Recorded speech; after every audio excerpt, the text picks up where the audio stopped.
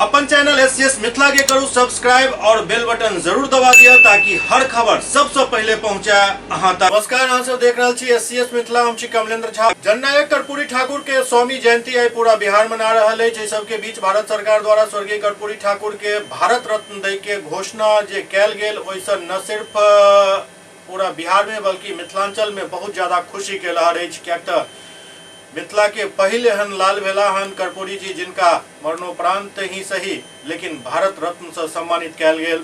एहि सब के बीच राजनीति भी एहि पर तेज भ चुकल है। खुद मुख्यमंत्री भी एहि पर प्रधानमंत्री के एकदम मुक्त कंठ से प्रशंसा केलन।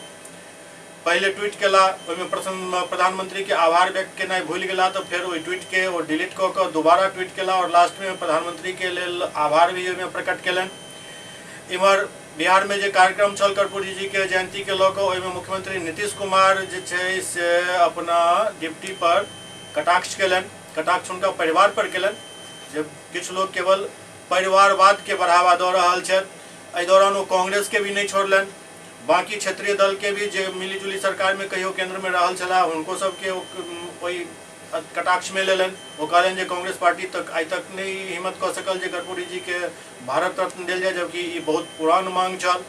बाकी दल भी एहिमे कहियो कोनो कर्पूरी जी के नाम तक नहीं लेलक।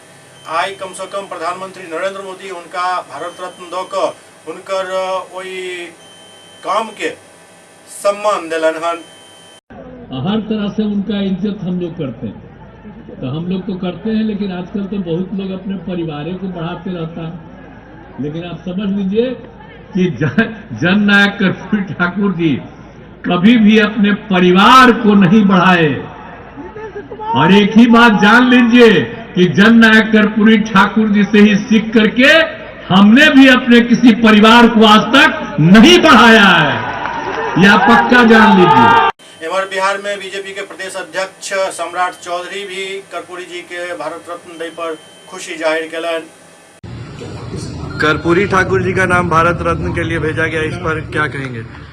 देश के यशस्वी प्रधानमंत्री आदरणीय नरेंद्र मोदी जी को मैं विशेष तौर पर धन्यवाद देता हूं कि बिहार के गरीबों के मसीहा आदरणीय श्रद्धेय कर्पूरी ठाकुर जी को भारत रत्न दे के घोषणा जो उन्होंने किया, ये ऐतिहासिक है।